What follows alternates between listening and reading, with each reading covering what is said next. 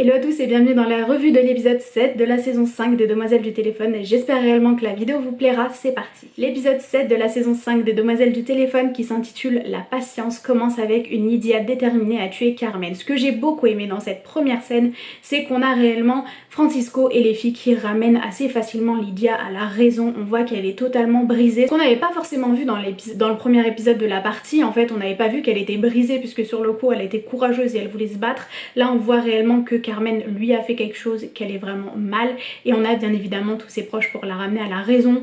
Et puis clairement elle allait pas tuer Carmen dès le deuxième épisode de cette partie, ça aurait été beaucoup trop beau. Après on saute à une scène avec Marga qui voit Carmen en détention, qui essaie de se cacher, ce qui est quand même hilarant quand on peut pas se cacher en juste baissant la tête.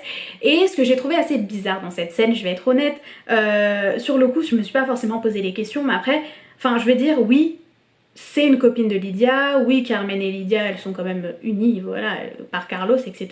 Mais Carmen quand même, c'est pas le genre de femme à connaître les prénoms de ses employés, et Marga c'est qu'une employée en soi, donc je me suis quand même dit mais c'est bizarre qu'elle déjà se souvienne de Marga et qu'elle se souvienne de son prénom aussi. Je sais pas si vous voyez un peu ce que je veux dire, ça fait plus de 8 ans. Voilà, c'est pas forcément, oui, elle se souvient de Lydia, c'est normal, mais Marga, ça m'a quand même un peu étonnée. Après, on a bien évidemment Lydia qui veut se rendre. C'est une situation, c'est une décision d'une personne désespérée, c'est pas du tout rationnel, c'est pas du tout logique. Honnêtement, ça m'a fait plaisir de revoir Carmen, Francisco, même si c'était pour 2 secondes, hein. Carmen, Francisco et Lydia dans la même pièce, bon c'est en extérieur mais bon vous comprenez, dans la même scène.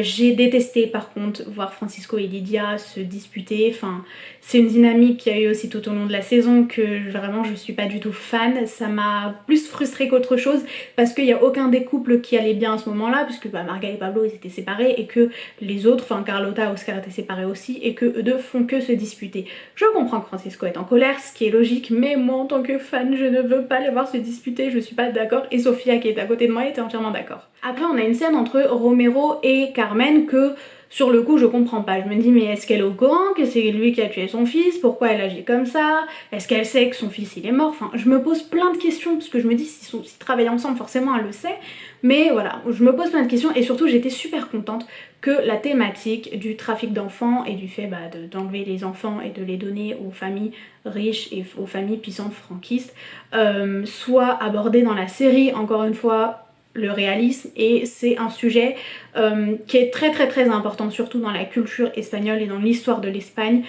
Encore de nos jours on a bah, des enfants qui essayent de retrouver leur vraie famille, enfin des enfants, c'est plus des enfants, c'est des très grands adultes aujourd'hui, mais qui essayent de retrouver leur famille. Ça reste une partie de l'histoire importante et ça m'a beaucoup plu que ce soit abordé dans la série. Encore une fois, vive le réalisme. Après on a tout le groupe qui est réuni, bon sauf Marga, je suis vraiment super contente de les voir ensemble. Encore une fois Sofia décide de prendre des risques.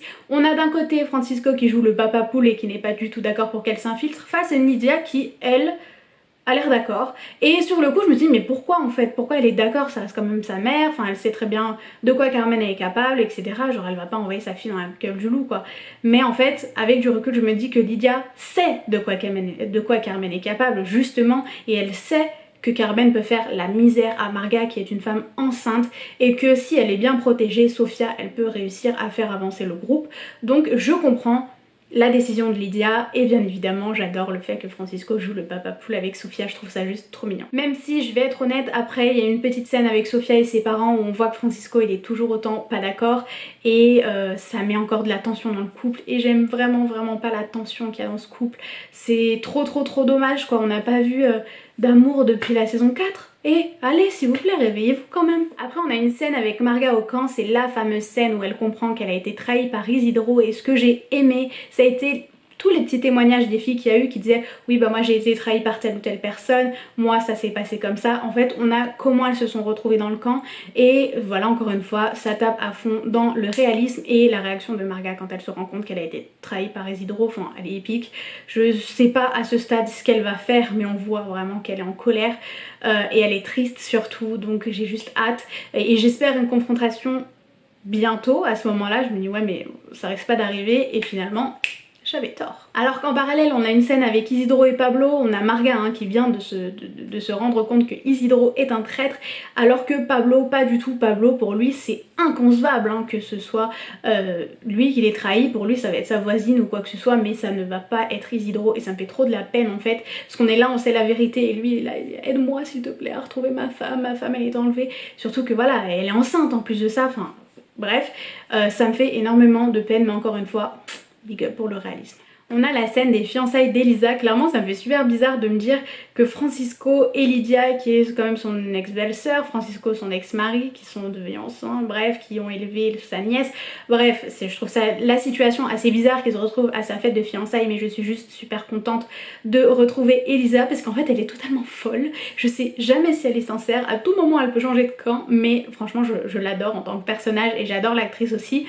Et en fait, oui, clairement, à ce moment-là, je pense pas qu'elle soit sincère, c'est bizarre qu'elle boite.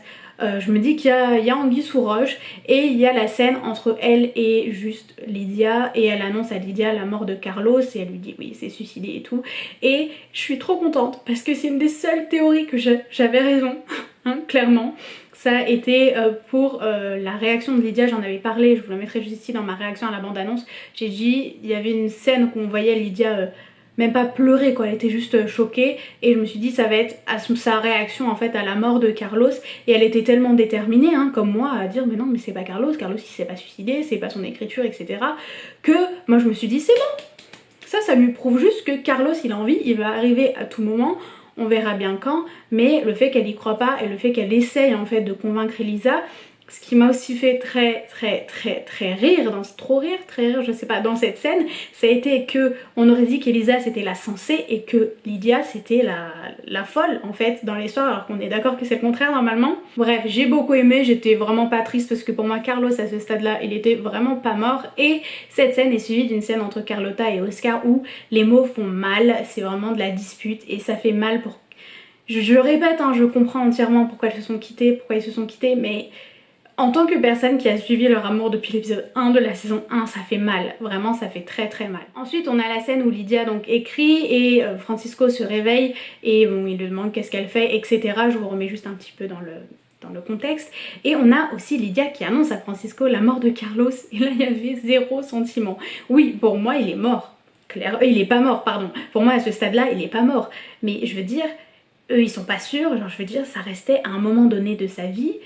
Francisco et Carlos étaient comme des frères, clairement si vous regardez l'épisode 1 de la saison 1, voilà, c'était des frères. Là arrive encore la question, est-ce que Francisco a recouvré la mémoire pendant ces 8 ans? Est-ce que Lydia lui a raconté tout ce qui s'est passé pendant ces 4 dernières années, sachant que avant qu'elle oublie quoi, de quand elle arrivait, donc épisode 1 saison 1 à quand est-ce qu'il oublie la mémoire, donc entre la saison 1 et la saison 4, est-ce qu'elle a pu lui raconter tout ce qui s'est passé? Parce que bien évidemment avant ça elle n'était pas là, donc quand il y avait vraiment le plus fort de la relation entre les garçons, elle n'était pas là, donc est-ce qu'il a recouvré la mémoire? Est-ce qu'il se souvient que c'était comme son frère? Parce que sa réaction, il était...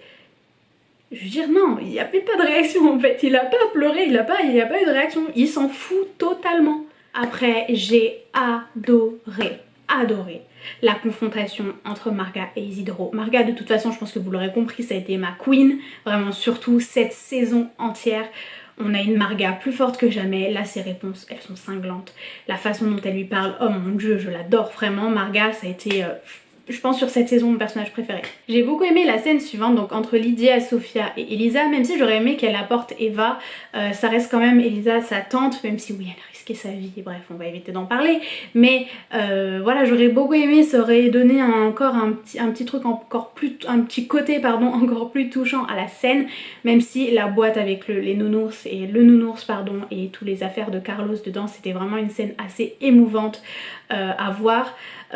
Encore une fois à ce stade là je vois toujours personne pleurer réellement Carlos, je commence même si oui je m'étais dit oui bah Lydia elle doit être sûre qu'il est mort, en tout cas en fait dans ma tête vraiment à ce stade là pour moi Lydia elle est sûre que Carlos est vivant, avec du recul je pense qu'elle était sûre que Carlos ne s'est pas suicidé en fait, et c'est ça que j'aurais dû comprendre et que j'ai pas compris et que j'ai pas été intelligente, et ce qui a fait que j'ai cru jusqu'au bout et que quand il a fallu pleurer j'ai pleuré toutes les larmes de mon corps.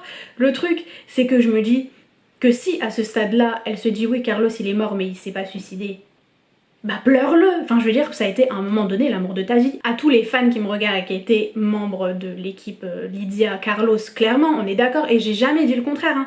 Carlos est un des amours de la vie de... Je sais même pas si ça se dit, un des amours de la vie, bref on s'en fout, de Lydia. Pourquoi Lydia ne réagit pas? Je ne comprends pas. Oui, j'ai jamais douté sur le fait qu'elle l'a aimé à un moment donné, mais là il faut se réveiller, genre pourquoi personne le pleure? Genre je veux dire, nous en tant que fans on l'a plus pleuré que le reste. Et enfin en scène finale on a Carlotta et Oscar qui se font piéger, clairement encore une fois du réalisme, ils sont innocents pardon, et ils se font piéger, c'est réaliste, c'est arrivé à plein de moments donnés, et j'ai trouvé quand même ça assez prévisible étant donné qu'on l'avait vu dans la bande-annonce. Et il y a un truc quand même qui était assez ironique dans cette histoire, c'est que Pablo qui était réellement recherché, et ben ils l'ont même pas regardé, ils l'ont même pas... Non, ils ont juste pris bah du coup Oscar et Carlotta et basta. Et après la petite scène avec Carmen, pareil, ça m'a pas étonnée, j'étais un peu... Oh putain, qu'est-ce qu'elle va faire quoi, mais sinon j'étais pas choquée de ouf quoi. Donc voilà, c'est tout pour cette mini revue de l'épisode 7 de la saison 5 des Demoiselles du téléphone. J'espère qu'elle vous aura plu. N'hésitez pas à parler de l'épisode en commentaire, à me donner vos avis, vous, à quel moment vous avez pensé quoi. Vous savez que j'adore vous lire vraiment et j'essaye de vous répondre le plus rapidement possible. Nous on se retrouve demain pour la mini-revue pardon, de l'épisode 8 de la saison 5. N'hésitez pas à aimer, à commenter et à vous abonner. Moi je vous fais de très gros bisous et je vous retrouve demain pour une nouvelle vidéo. Bye bye.